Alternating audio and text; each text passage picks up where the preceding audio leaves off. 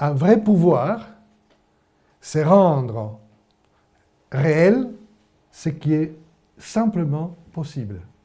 Ça, c'est la vraie signification du mot pouvoir. Donc, normalement, quelqu'un qui aurait du pouvoir devrait aider l'autre à rendre possible ce qu'il est. Et ça serait donc la notion philosophique du pouvoir.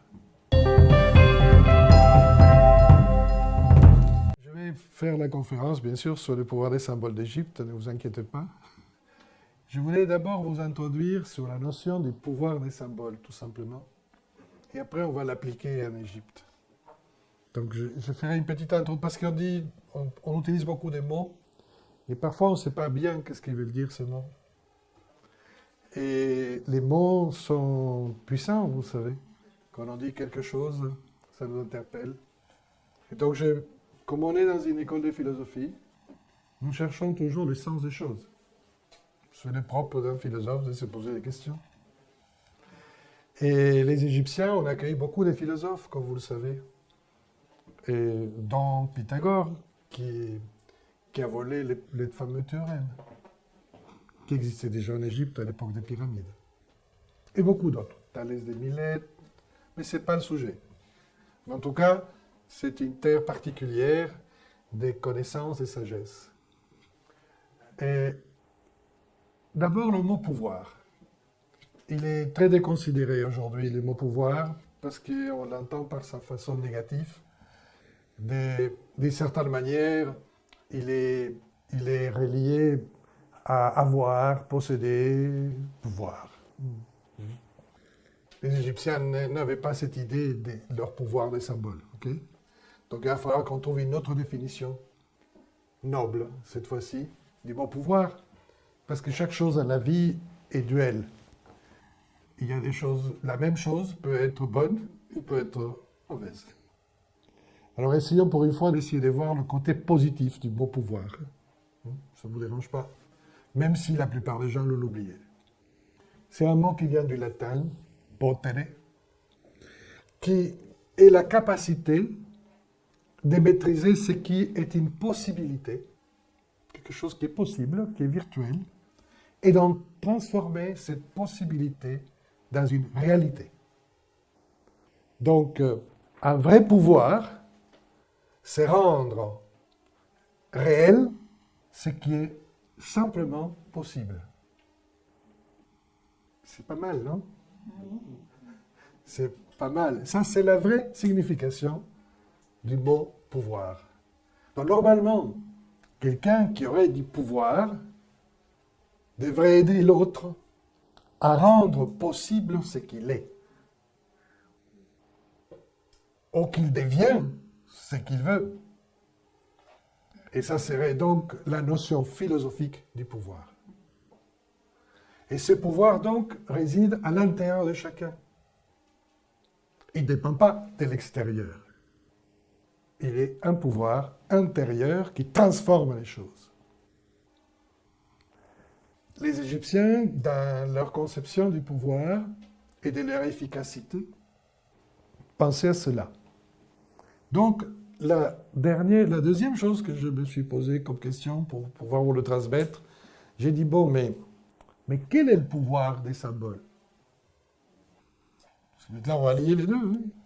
Hein?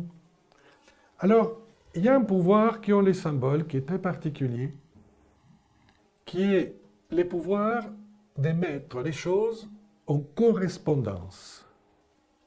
Ça s'appelle le principe de correspondance. Pas de la correspondance écrite ou par le web. Correspondance veut dire qu'il y a des liens entre les choses. Le principe de correspondance est capital. Nous le faisons tout le temps.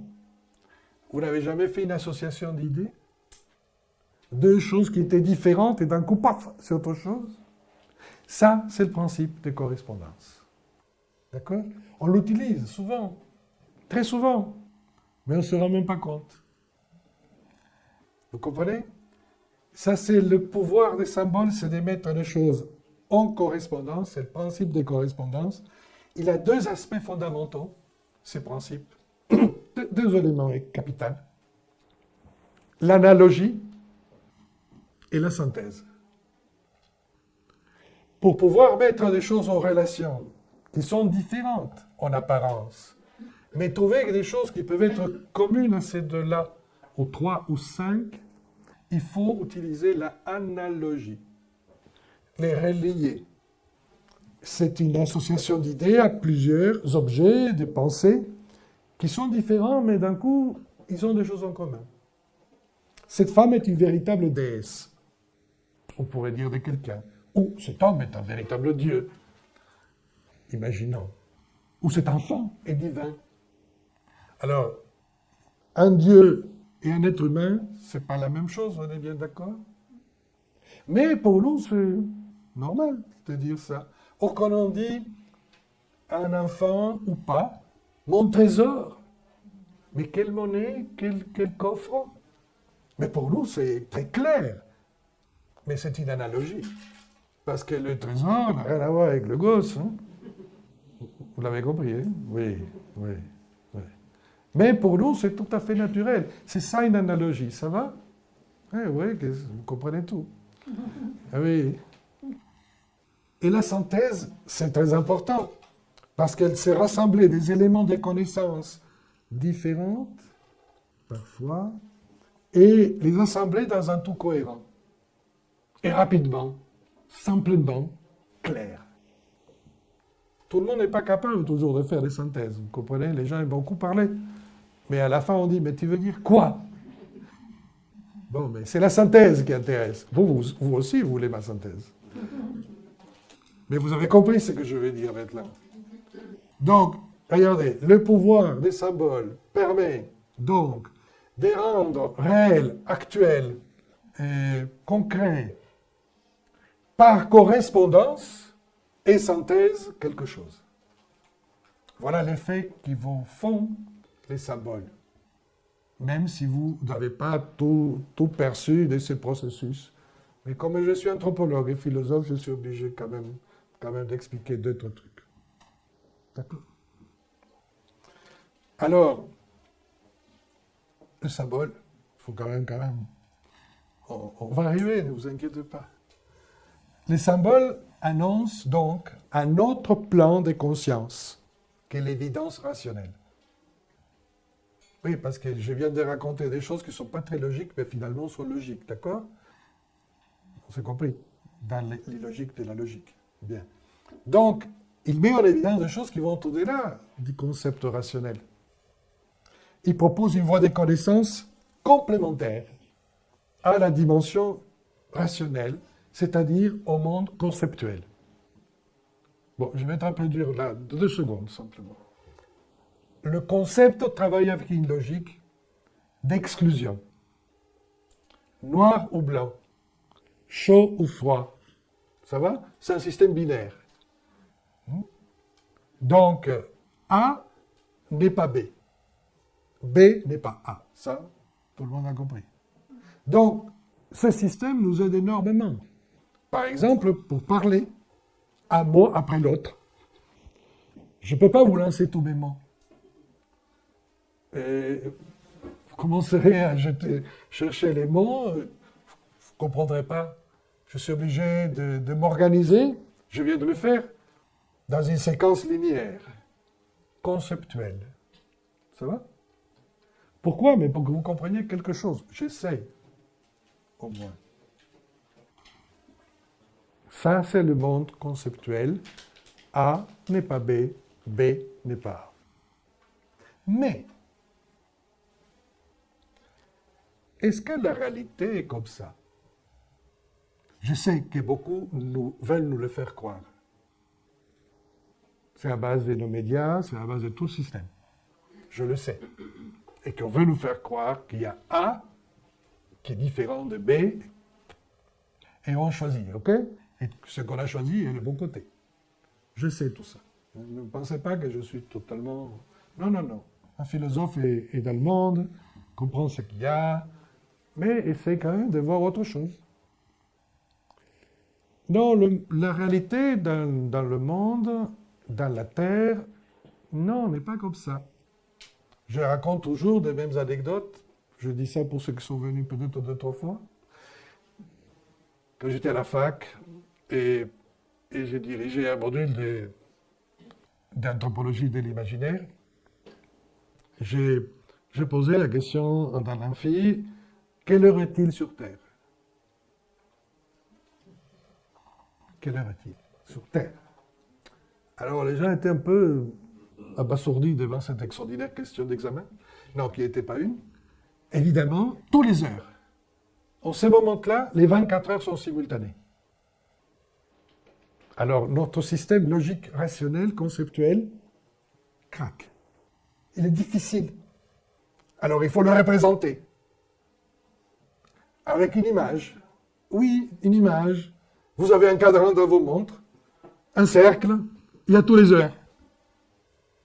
D'un coup, vous pouvez... Ah, j'ai une image. J'ai une représentation.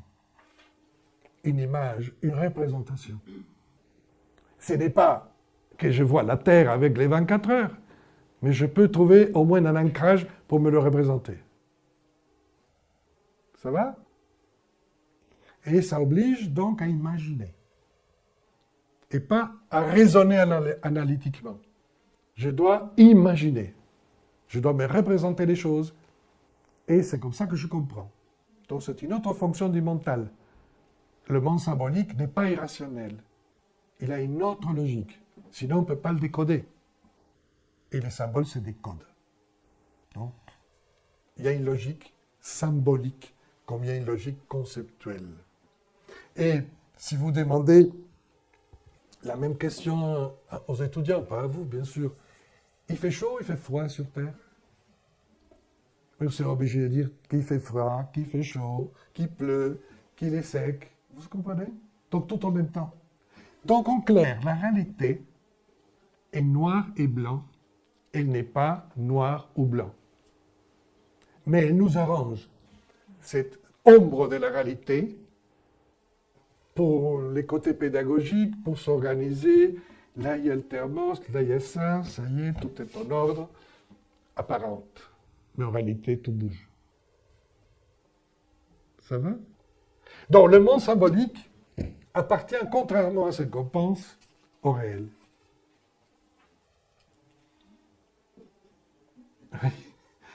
Et c'est le monde rationnel qui n'appartient pas au réel. Bon, je sais que vous avez expliqué tout à l'envers, hein? Je sais. Mais nous sommes devant des révolutions. Tout peut être réel, tout peut être illusoire. Donc c'est ça la base. C'est-à-dire, elle donne une logique de ce qu'on appelle le tiers inclus au lieu du tiers exclu. Le résultat dans la logique symbolique, c'est qu'elle est contenue dans la dualité. Et le résultat dans le monde conceptuel, c'est qu'il est d'un côté de la réalité, du binaire. Donc, tout symbole relie des choses et essaye de les équilibrer, de les synthétiser. Le symbole travaille sur un mode de connaissance qui s'appelle le mode de connaissance indirect. C'est facile à comprendre. Pour vous expliquer, cet objet, c'est de la connaissance directe. Vous le voyez, vous l'observez, je vous le décris, et vous allez assez rapidement comprendre ce que c'est. D'accord? C'est direct. Il y a plein de choses qu'on peut apprendre par la connaissance directe. Le voisin, la caméra, tout ça. Mais il y a des choses auxquelles on n'a pas accès en connaissance directe. Pas parce qu'ils se cachent, sinon parce qu'on n'en a pas accès. Difficile d'accès. Il faut se les représenter. Il y a une chose qui, au niveau anthropologique, est capitale dans ce type de problème pour connaître les choses de manière indirecte. La mort. Oui, je sais, on parle peu de ça, mais je dois vous expliquer quelque chose. Voir un cadavre n'est pas voir la mort. Vous voyez un objet qui n'est pas en vie, mais ce n'est pas ça la mort. Parce que le mort est parti. Il n'est pas là. Il est dans le cadavre, et le cadavre est là. Donc, quand les groupes humains, il y a déjà des dizaines, des centaines de milliers d'années, ont intégré la mort à la vie, nous sommes devenus humains. Qu'est-ce qui est apparu en ce moment-là? Simultanément, rituel funéraire, représentation artistique, symbole. L'humain est né. Ça va? Donc, si on exclut cette réflexion sur la mort de nos sociétés, elle se déshumanise. Si on l'intègre dans la vie, à travers des célébrations, des rappels, l'histoire, la mémoire, vous voyez ce que je veux dire? Oui? Alors, on se humanise. Les Égyptiens, parce que vous dites, pourquoi on raconte tout ça? Parce que les Égyptiens avaient effaré Hérodote, un grec, le premier journaliste de l'histoire, on le dit, mais il était historien, qui s'est baladé dans tous les pays autour de la Grèce. Il a resté plusieurs années en Égypte, et il a dit, mais ils sont fous, ces Égyptiens. Ils investissent plus de moyens pour faire un tombeau que leur maison.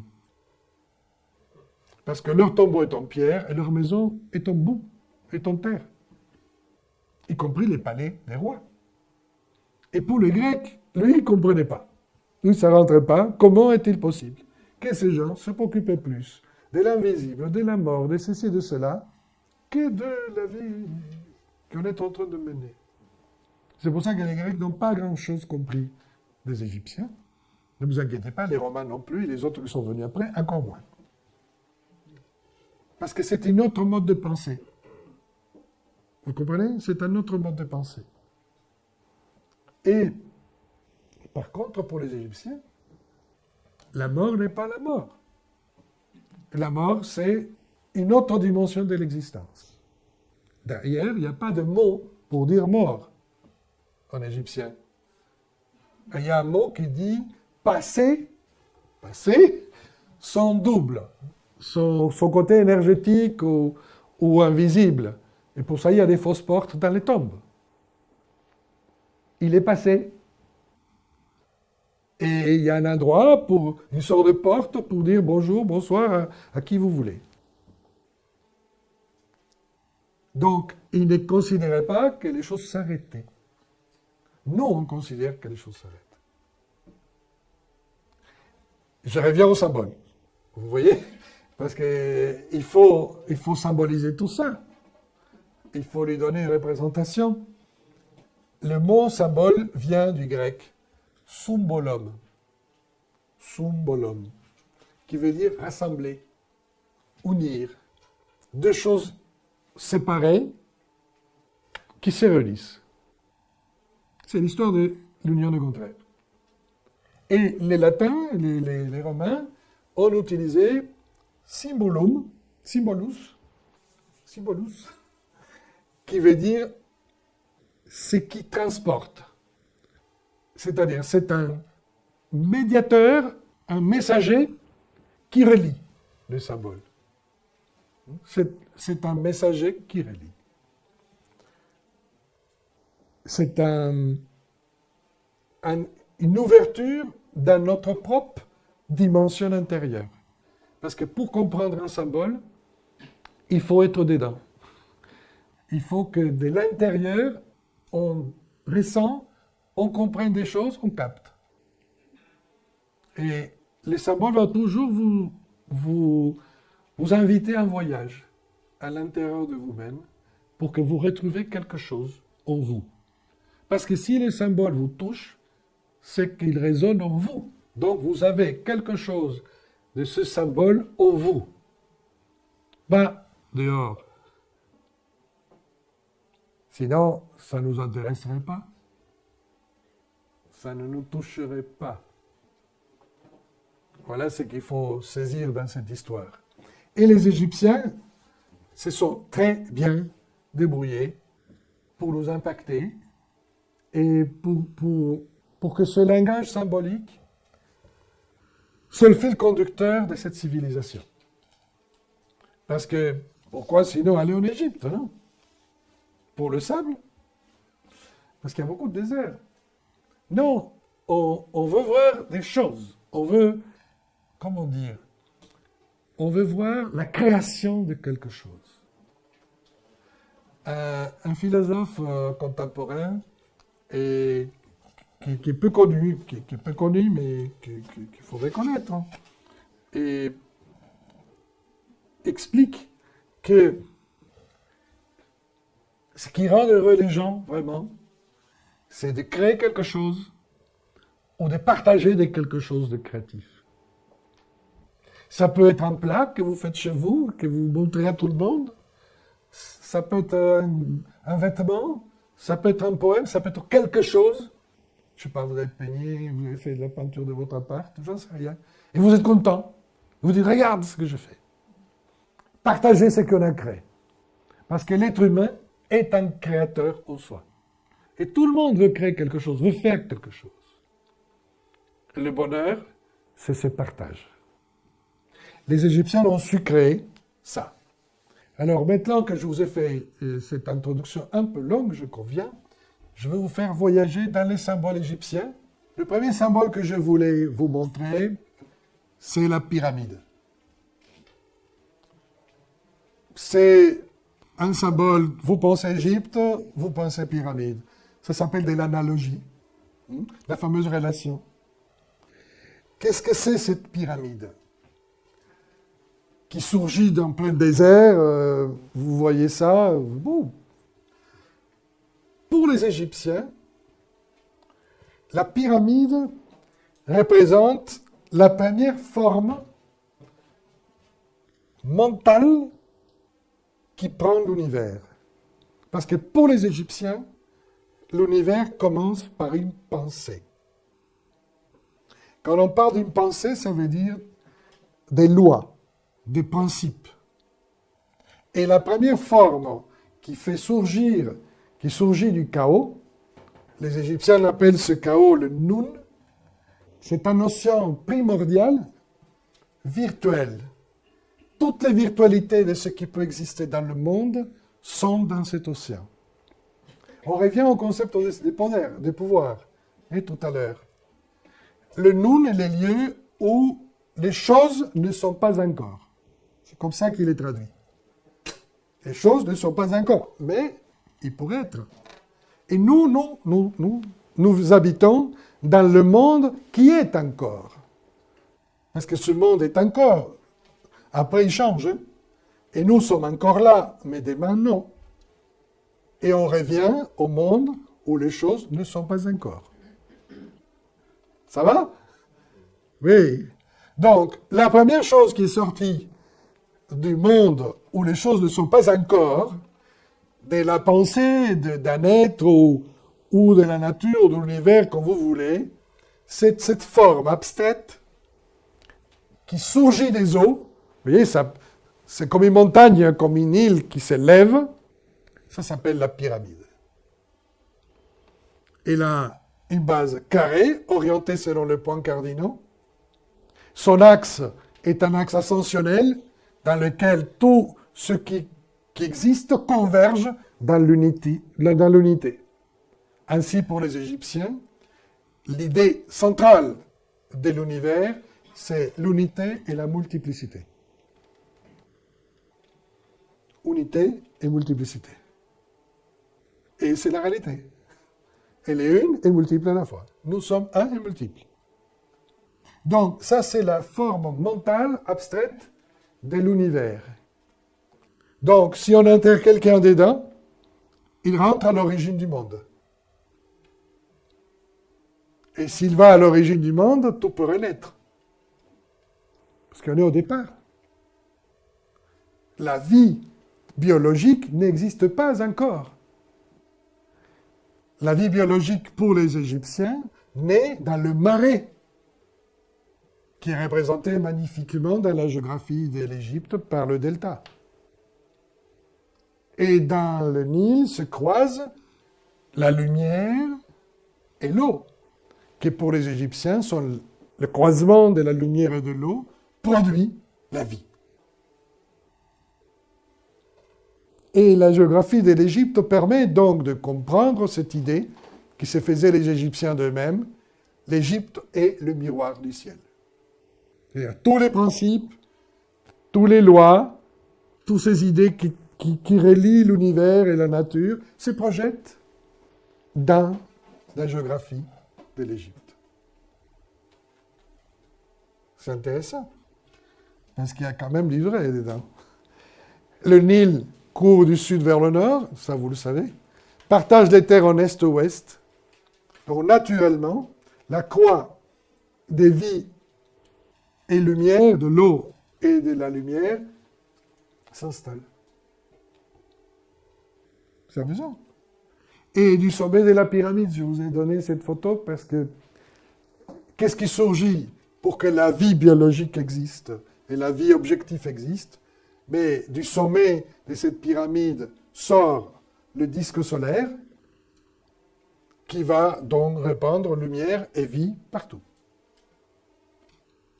Donc, ça, pour moi, c'est un des symboles les plus forts de l'Égypte. Next one. Alors, c'est moins spectaculaire. Mais je fais un exercice avec vous d'imagination. C'est un vase en très belle céramique bleue qui est au British Museum. Tout n'est pas au Louvre, je suis désolé. Mais regardons bien ces vases. Vous voyez un carré, je pense, où il y a les os. Donc vous avez deviné que c'est des os de mon fameux Noun, du lieu où les choses ne se sont pas encore, d'accord? À l'intérieur de ces os, où tout est possible, apparaît une autre carré, avec deux croix, une blanche et une noire. Oui? Vous voyez? Alors imaginons la noire parce que c'est plus facile. Imaginez que vous avez le pouvoir, par votre imagination, de saisir la pointe qui est là et la tirer vers le haut. Vous la tirez. Hop! Sortirez quoi? La pyramide. Ce que je viens de vous expliquer tout à l'heure. Donc, ce plat est en train d'expliquer l'origine symbolique du monde. C'est pas pour la déco seulement. C'est pour faire une offrande, ritualiser cette idée de la naissance du monde. Et regardez, dans le carré extérieur, là, dans les angles, poussent des plantes. En alternance, papyrus, lotus. La haute et la basse Égypte. Les deltas, papyrus. La vallée, la haute Égypte, lotus. Donc, il est en train d'expliquer, par les angles, la naissance de la vie organique. Donc, le mental, ok, l'abstrait et le concret dans un seul plat. Voilà la construction symbolique qu'il a. Et en même temps, c'est beau. Bien. Je vous ai dit que les Égyptiens disaient que l'Égypte est le miroir du ciel. Là, c'est-à-dire que comme il est en haut et comme ce qui est en bas, mais l'envers. La meilleure façon de l'illustrer dans tous les temples égyptiens, c'est le lac sacré. Là, nous sommes à Karnak. C'est un immense temple. Mais ce lac sacré est alimenté par un bras du Nil, par ce terrain, et il permettait donc, d'une part, aux prêtres de faire leur libation, le soleil chargeait l'eau, et en même temps, vous voyez bien ce miroir qui se répand, et qu'ils voyaient eux aussi, comme vous le voyez, mais ils le voyaient complet, avec les couleurs, etc. Donc, l'Égypte, miroir du ciel, comme il est en haut et comme il est en bas, mais à l'envers. Ce sont les mêmes lois du ciel qui se répercutent sur la terre, mais d'une manière plus dense, plus concrète. Pour que les choses sortent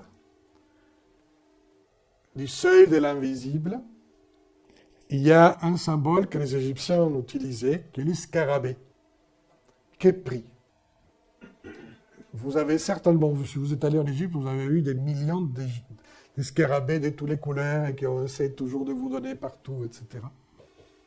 Le scarabée porte dans ses pattes une pelote et qui est fait des produits d'excréments, en réalité, mais ça fait une boule qui est en même temps son aliment.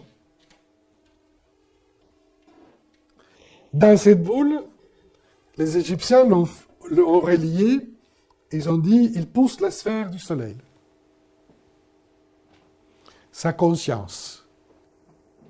Il se métamorphose à un moment donné et il devient ailé. Et il prend son envol. C'est un type de scarabée particulier.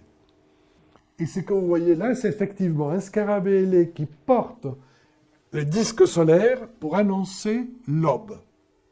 C'est-à-dire la naissance de la vie, du cycle, de la journée.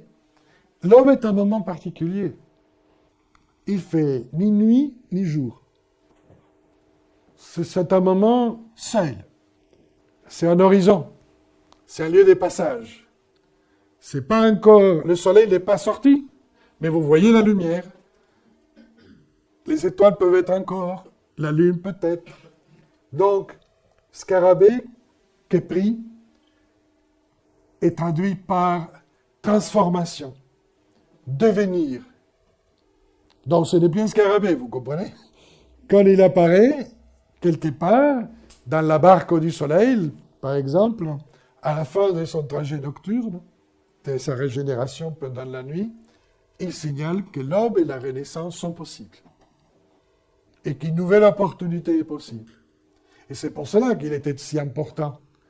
Parce que tout être veut se transformer, le passage dans l'au-delà implique transformation, et donc, ce scarabée deviendra un des symboles les plus courants et connus, et en même temps, dans le dos du scarabée, enfin, dans la poitrine, si vous voulez, les Égyptiens vont plusieurs fois dessiner le nom de Pharaon ou le nom de quelqu'un dans une cartouche pour qu'il devienne, pour qu'il se transforme, pour qu'il aille la force du devenir. Bon, ça fait partie de Toutankhamon que j'ai pu photographier. Le soleil renaît d'un long combat le jour du solstice d'hiver. C'est la nuit la plus longue, et à partir de cette nuit, ensuite, les journées vont commencer à gagner de la durée, n'est-ce pas?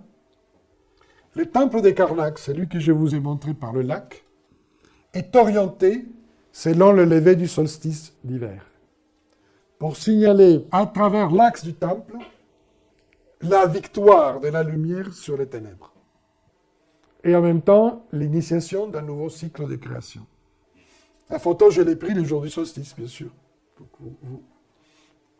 C'est la porte orientale du temple, qui est à 500 mètres de la porte d'entrée. Pour vous situer, c'est quelque chose d'énorme.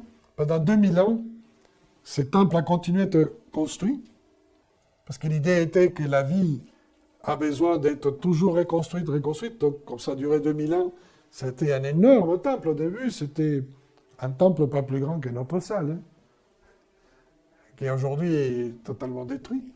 Mais ce qui est intéressant, c'est donc ce voyage de la lumière, qui va nous indiquer des éléments symboliques importants. Et il se couche le solstice d'été dans la colline de l'Occident, de l'autre côté, donc dans l'invisible.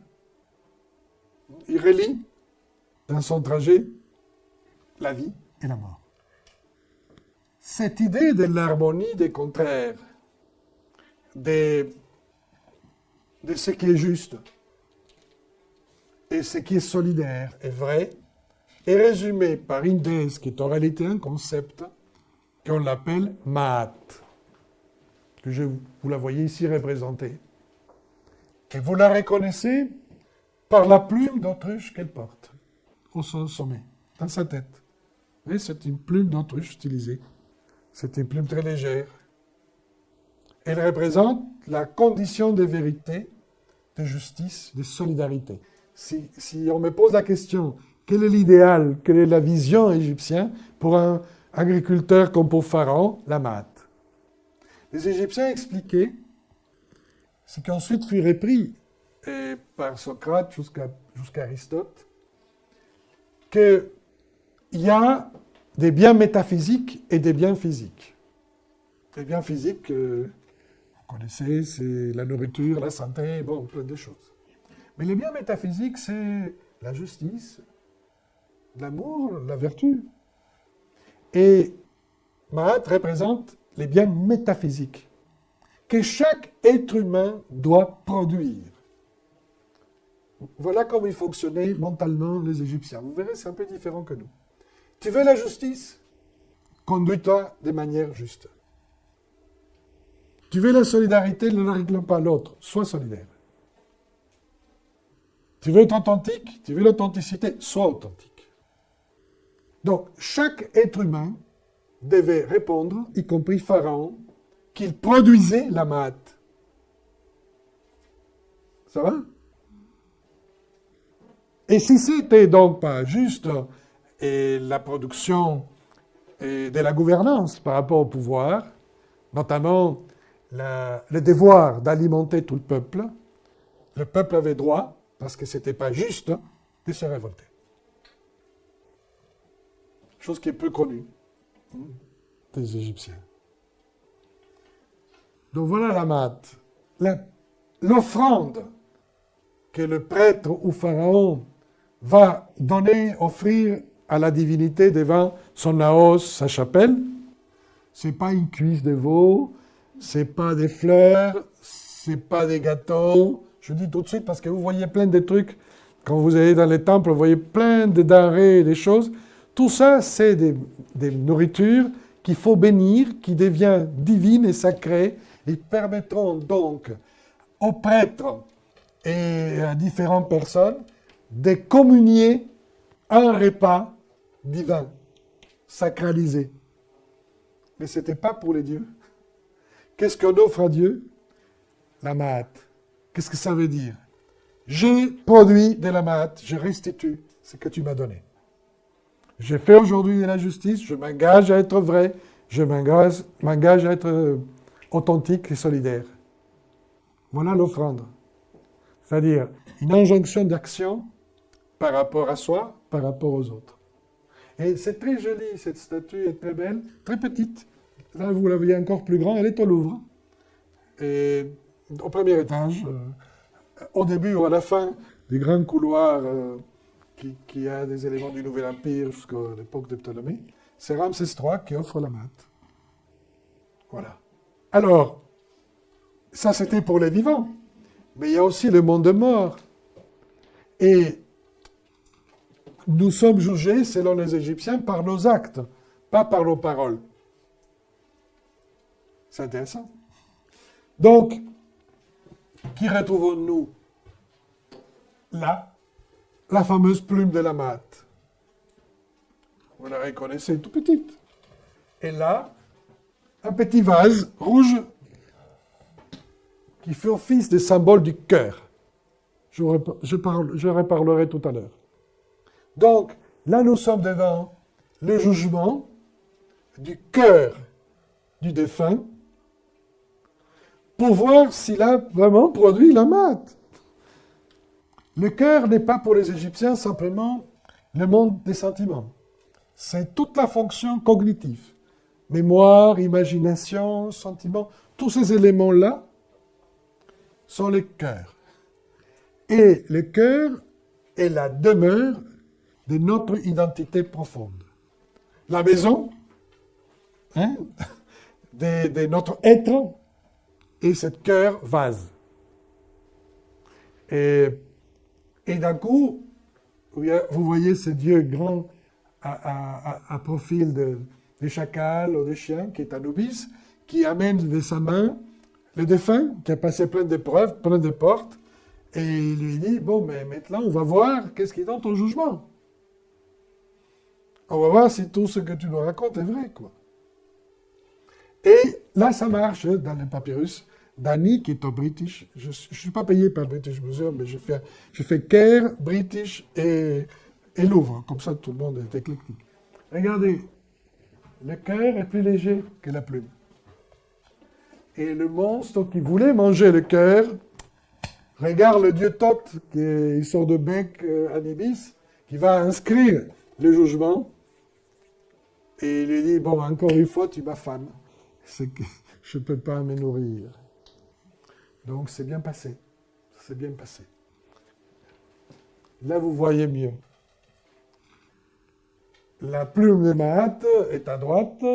Vous la voyez. Le cœur est à gauche du plateau, comme on l'a déjà vu. Pour les Égyptiens, quand on meurt, nos composantes spirituelles et psychiques éclatent. Et toutes les cérémonies funéraires consistaient à comment réunir tous ces morceaux dans une nouvelle organisation pour l'invisible et qui devait être consolidée et coordonnée par le jugement. Parce qu'évidemment, si le jugement n'était pas favorable, tout part à volo. Mais là, non. Là, nous avons le bas, BA, âme. C'est mal traduit, on dit âme, je dis bon, ok, mais c'est l'identité de chacun. Votre identité. C'est cet oiseau à tête de fin vit dans le ab. Vous voyez, bas, ab, c'est à l'envers. C'est le cœur, sa maison. Nous vivons dans un corps, dans un psyché. Bon, mais c'est pour que vous représentez ça, c'est une demeure. Et le cas est le double, la partie énergétique et psychique de l'individu. Et c'est lui qui va porter l'identité, va aider l'identité à passer de l'autre côté par la fausse porte des tombes. Et le jet et le corps, en forme de sphinx et briques, vous voyez, en haut. Les textes disent très clairement le destin du corps et la terre, le destin de l'âme ou de l'esprit et le ciel.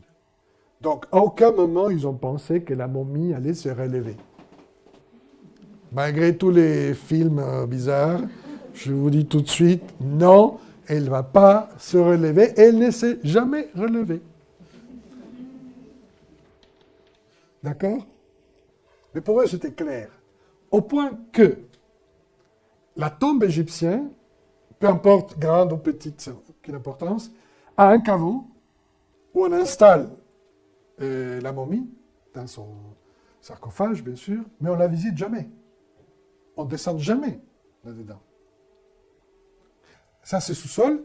Au rez-de-chaussée, il y a une salle d'offrande où il y a la fameuse fausse porte, la statue peut-être du défunt ou une représentation de ce qu'il était.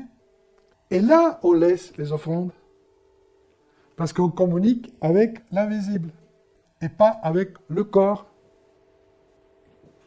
C'est différent. C'est pour ça que je vous le signale. Voilà, notre ami cœur. Vous voyez, là, c'est joli, c'est un papyrus des livres de mort. Vous voyez qu'il a comme un vase, qu'on le porte. Et si il se transforme, le cœur, si on arrive à animer le cœur et on commence à agir avec son cœur, parce que les Égyptiens disaient, il faut penser avec son cœur. Il faut relier raison et sentiment. Et vous savez que parfois, ce n'est pas la même chose. Hein? Il faut pouvoir penser avec son cœur. Donc, réunir l'ensemble de nos composantes. Quand on arrive à travailler là-dessus, au niveau des lettres, le cœur se transfigure et porte le phénix. Il sort de phénix. Ce n'est pas le hab que je vous ai montré, ce n'est pas ce petit oiseau. Il se transforme dans un être des lumières, qui ensuite fut traduit par un corps de gloire dans le monde chrétien, par exemple. Ça, c'est la véritable transfiguration. Ça passe par le cœur. Puisque nous avons visité le monde invisible, chaque être qui arrive et qui est justifié, On appelle justifié parce que justice est faite, il a travaillé selon la maths. Il va rencontrer les dieux, pas de la mort comme on le dit, Osiris, mais de la renaissance. Parce que l'intérêt d'Osiris, c'est pas qu'il est mort, tout le monde est mort, mais lui a pu renaître dans l'au-delà et rester conscient. Et voilà notre dieu Osiris. Regardez-le bien. Il porte 2 sceptres, le crochet et le fouet. Le crochet, c'est le bâton du berger qui attire les animaux qui s'égarent, non? Et on le ramène au troupeau. Le fouet, au contraire, repousse. Donc, c'est les 2 forces, attraction, répulsion. Positif, négatif, comme vous voulez. Et qu'est-ce qu'il fait Osiris dans son geste? Il les croise. Harmonie des contraires. On revient toujours à une dualité dans laquelle ce qui est d'un côté vient de l'autre et on croise. Donc, on est en plein geste symbolique. Donc, le geste de la Renaissance, c'est un être capable de croiser, relier, harmoniser les contraires. Voilà le geste osirien par excellence. C'est pour ça que vous le voyez comme ça. D'accord? C'est pas qu'il ait un problème, non, non. Et il le fait autour de son plexus. Donc il a un visage vert comme la végétation qui repousse, non?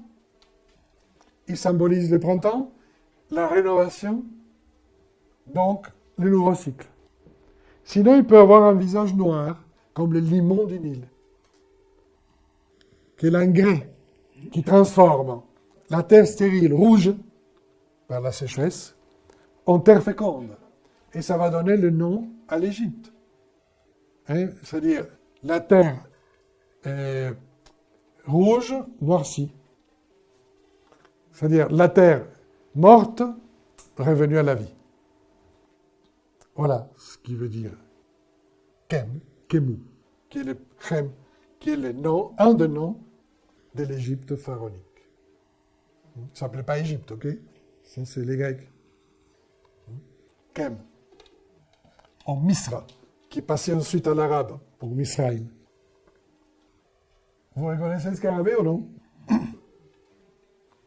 C'est encore tout un gamin, hein?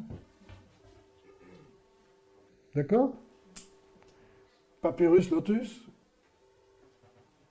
Et il porte pas le disque solaire, mais il porte la barque avec une triade divine. C'est un équivalent. Et dans cette triade apparaît un œil qui s'appelle Ujjat. Cet œil est l'œil des connaissances, des protections, des clairvoyances. Ujjat. D'accord? Cet œil n'est pas un œil, comme vous voyez, d'un être humain. Il a un lacrymal très profond, très grand. C'est un œil de faucon. Le faucon est caractérisé par voir à distance, très loin. Et il se jette sur sa proue d'une manière magistrale. Tac! Sans hésitation. Donc il est très précis. Cet œil de faucon correspond à un dieu qui s'appelle Horus. Horus était le fils d'Osiris et il s'est battu avec son oncle, qui était le frère d'Osiris, dans le fameux mythe qui s'appelle Seth. Il se bagarre pour savoir qui est l'héritier d'Osiris. Parce que son frère l'avait fait tuer. Bon, je ne vais pas vous expliquer tout parce que c'est une autre conférence. Mais ce qui est important là, c'est que Seth va blesser Horus à l'œil et le rendre aveugle d'un œil. Et il éclate, cet œil. Se fragmente en 64 morceaux. Les dieux de la connaissance, c'est lui qui était en train d'écrire le procès verbal du jugement, qui s'appelle Thoth, qui est un ibis, va reconstituer l'œil et lui rendre la vue à nouveau.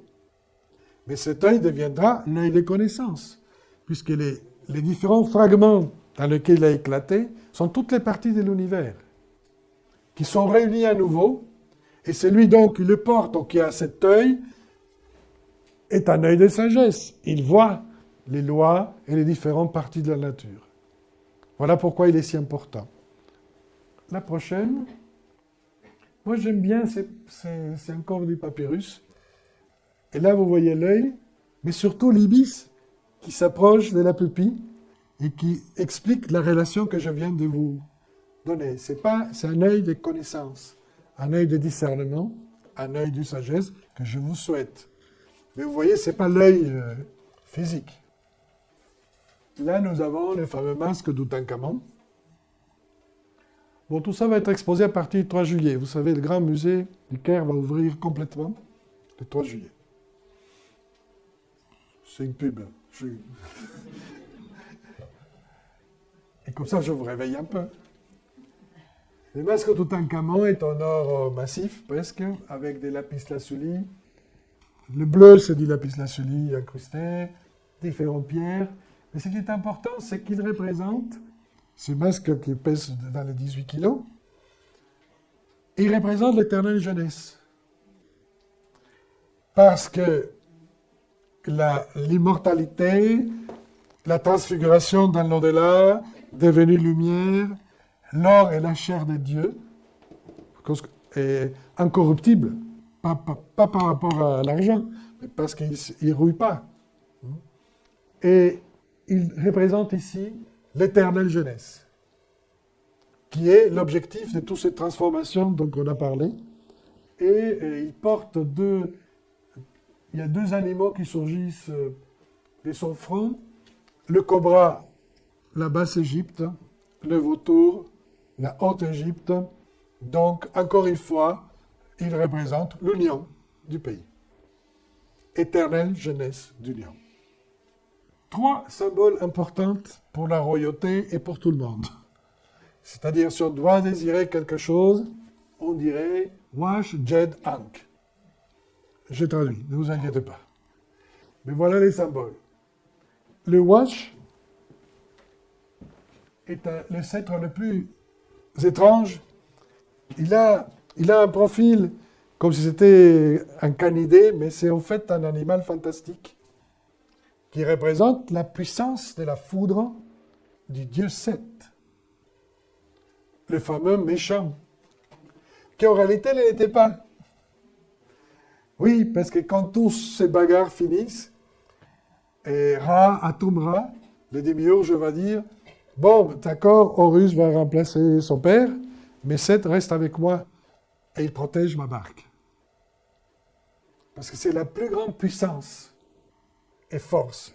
Seth est un initiateur, il provoque la transformation et transfiguration de la personne qui est mise en épreuve. Et il fourche en bas, encore une fois, pour recueillir, là, cette fois-ci, pas des brebis, mais des serpents. Donc, vous voyez, c'est un sceptre qui protège de l'empoisonnement, des attaques, etc. Donc, il symbolise un énorme pouvoir. Et donc, ce pouvoir, puisqu'on parlait des pouvoirs des symboles. Bon, s'il fallait le mettre au hiéroglyphe, le voilà, le pouvoir. Et des divinités le portent, et le pharaon parfois. Jed semble une colonne, n'est-ce pas? C'est une colonne, un axe. C'est les 4 chapiteaux sont des cervicales. Ils représentent le cou et l'épine dorsale d'Osiris, quand il s'élève. Le cou est très important, parce qu'il est en train de montrer, cette colonne est une colonne de stabilité dans le temps, mais parce qu'il a les cervicales, il est flexible. Il est flexible. C'est important. Ce n'est pas n'importe quel temps, ce n'est pas n'importe quelle façon de traiter la durée, il est flexible. Et évidemment, Ankh veut dire vie.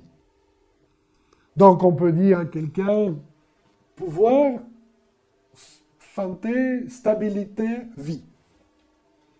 Voilà ce qu'on vous souhaite à tous. Avec tout ce que j'ai raconté. Et allons-y. Ça, c'est au British Museum. Les 3 sont reliés dans un seul symbole. Vous le voyez? Et au-dessus, vous avez un petit bonhomme qui tient deux choses à la main, qui sont les symboles de l'éternité. Si on réunit toutes ces conditions, on n'a pas simplement, vous avez compris, le pouvoir, la vie, la santé, la durée, et Ankh, mais tout autour de la vie. Il y a trois choses dans l'Ankh. Un sort de cercle qui est un nœud, et qui est le A de l'Ankh, est représenté en hiéroglyphe par un bras. Un coude comme ça, qui représente l'action du soleil lors de la lumière. D'accord? Donc, on est devant le mouvement vertical ascensionnel. La tige horizontale duquel le nœud est noué représente les os. Le N, comme le Nun, représente le monde horizontal. C'est pour ça qu'on parle de croix Ankh. Parce qu'il croise deux choses distinctes. Et la tige de projection de tout ça, qui est cette verticale, n'est-ce pas, est représentée en hiéroglyphe par une sorte d'écuelle dans laquelle on peut mélanger et filtrer plein de choses. C'est-à-dire relier les deux dont je vous ai parlé, l'horizontal et le vertical. C'est un drôle de symbole, hein? C'est vraiment le symbole. Je voulais finir avec le canon de la représentation égyptienne. Parce que toujours on me pose la question, pourquoi Parce qu'elles sont belles ces représentations. Mais ils ne représentent pas, comme les Grecs, les choses telles qu'on les voit. Vous n'avez jamais vu quelqu'un qui est de profil, d'épaule là, les pieds comme ça, hein, ça fait une torsade. Bon. Ils mettaient tout au carreau, et cette grille qui attrape les formes s'appelle pour les Égyptiens l'araignée, comme la toile d'araignée à laquelle on se colle. On attrape la forme. Bien. Mais l'idée centrale est la suivante. Regardez bien. Quelle est la partie la plus large dans nos corps? La tête des faces est moins large que de profil. L'épaule de face est plus large que de profil. Donc, ils ont mis tout selon la dimension de l'horizon. On a parlé de l'horizon tout à l'heure, comme le seuil. Les passages entre visible et invisible, vous vous rappelez? L'horizon est un seuil, des passages. Et en même temps, quelle est la divinité qui se trouve à l'horizon, ou qui est représentée par l'horizon? Maat. La justice, la vérité, la plume, vous vous rappelez? Donc, cette représentation, la personne qui est représentée ici, qui est un scribe, hein, c'est quelqu'un qu'on connaît, le nom sous l'Ancien Empire. Cette personne est totalement maatisée. Elle est totalement réharmonisée. Vous vous souvenez? C'est comme une bénédiction. On le transforme. Et ça donne la suite. Voilà. C'est une porte en bois. Elle est belle, hein? Donc, rendons hommage donc à celui qui a créé tout ça, selon les mythes égyptiens, qui est Thoth, le patron des scribes. Vous voyez l'ibis à droite, qui pose son bec sur la mat, parce qu'ils sont des mèches, les deux. La mat est cet ordre juste immanent. Mais quand on doit gérer les choses en concret, il faut légiférer, décréter, et penser à des actions, etc. Et c'est Thoth qui le fait.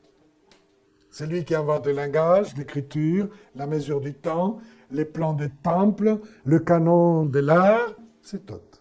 C'est comment faire que les grands principes s'incarnent. Et la figure essentielle, c'est le scribe, que vous avez au Louvre, vous voyez, pour une fois, qui est très bon, aussi d'Ancien Empire. Le scribe, c'est pas simplement quelqu'un qui écrit. Et les Égyptiens avaient des écoles à côté des temples qui s'appelaient les maisons de vie. Maison de vie. Père, maison, Ankh, vie. Maison de vie. Où on apprend la vie.